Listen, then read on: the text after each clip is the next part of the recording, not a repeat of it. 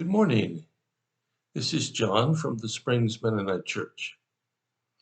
I'm here today on the last day of this week, and I've been sharing on the promises of God from the letters in the New Testament. And I want to finish out this topic today by looking at Philippians chapter 4 and verse 19. And this verse is familiar to a lot of people. We've probably heard it a number of times. But let me read it to you as we find it here. Paul, who is in prison when he writes this letter, and obviously prison in the Roman days was pretty stark and pretty harsh. So that's the way or the context in which he's writing. And he says, and this same God who takes care of me will supply all your needs from his glorious riches. Well, now that's interesting. Paul says just a verse or two ahead of this. At the moment, I have all I need and more. Now, Paul doesn't live in an age of consumer purchases and consumerism. He doesn't live in an age where things matter a lot. And that's different from our age. Things matter. I mean, people spend a lot of money, a lot of time, and a lot of energy acquiring things and keeping things. And for many people, things are the measure of what kind of a person you are. Well, Paul's talking about something a little different here. It doesn't matter how many things you have. It doesn't matter how few things you have. What matters is, who are you? Now, I can't tell you who you are because I don't know who I'm talking to. And besides that, I have enough trouble figuring out who I am.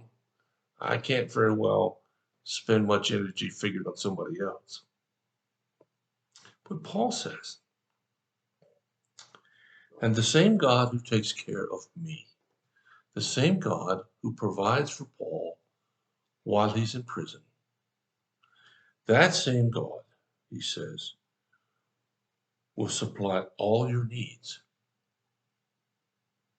from his glorious riches. The promise here is that God will supply all of our needs. Now, as you may have heard, there's a big difference between our needs and our wants. Now, Paul is not trying to say here that if you are poor and you don't have much, that somehow you're better than anybody else. He's not even trying to say you have to be poor. In fact, he doesn't have that consideration in his mind at all. Instead, he's talking about a God who provides for his creation. Now, let's broaden this a little bit and look at creation. What does God provide? Well, a place to live, a means to live, and lots of beauty around. And he wants us to know that we are, shall we say, the highest in the food chain of all of his creations. And he will provide for all that we need. The problem comes as we go through life is that our needs or our perceived needs get bigger and bigger and bigger and bigger. I need a new car, some people say. Well, I don't know whether they need a new one or not. They might need a car. And God will surely provide a car. I don't know how he does it. He just, crazy things happen when you're needing something. Right now, we hear a lot of talk about the empty shelves in the grocery store.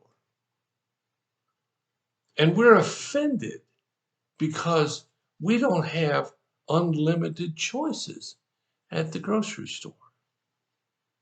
But yet, when I was a real little boy, my mom and dad shopped in a little grocery store.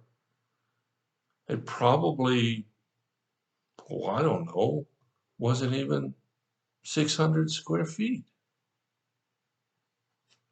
They didn't have a lot of choices, and I never heard them complain about it. It seems like that the more we have, the more we complain about what we don't have. Now think about that. That's just crazy.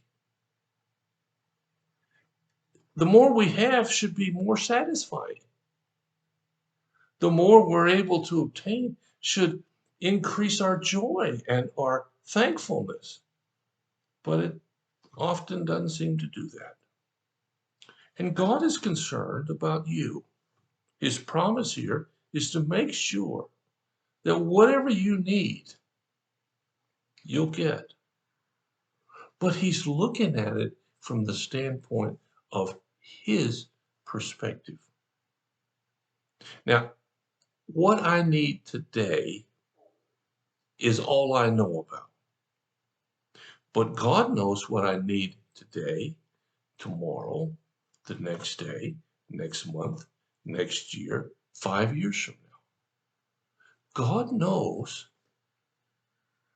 then the big picture of what our lives need. And He will provide it. That's a guarantee. Our task is to be appreciative, thankful, and recognize that His plans are better than ours. So I don't know where you are in life's journey. Maybe you're getting along pretty good. Maybe you're getting towards the end of it. Maybe you're in the middle. But when we seek Him, wherever we are, He promises. This is an absolute guaranteed promise. He promises to provide all your needs. I hope you found that out in your life. If you haven't, well, give it a try. You just might find out that it's a wonderful way to live. Well, thank you so much for listening today. Hope you have a really great weekend. I really do. And come back next week.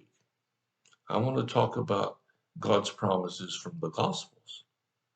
And perhaps you'll hear something that will make your life better.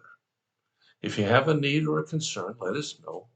We'll do everything we can as fast as we can to help meet your need. So until Monday, God bless you. I'll talk to you again.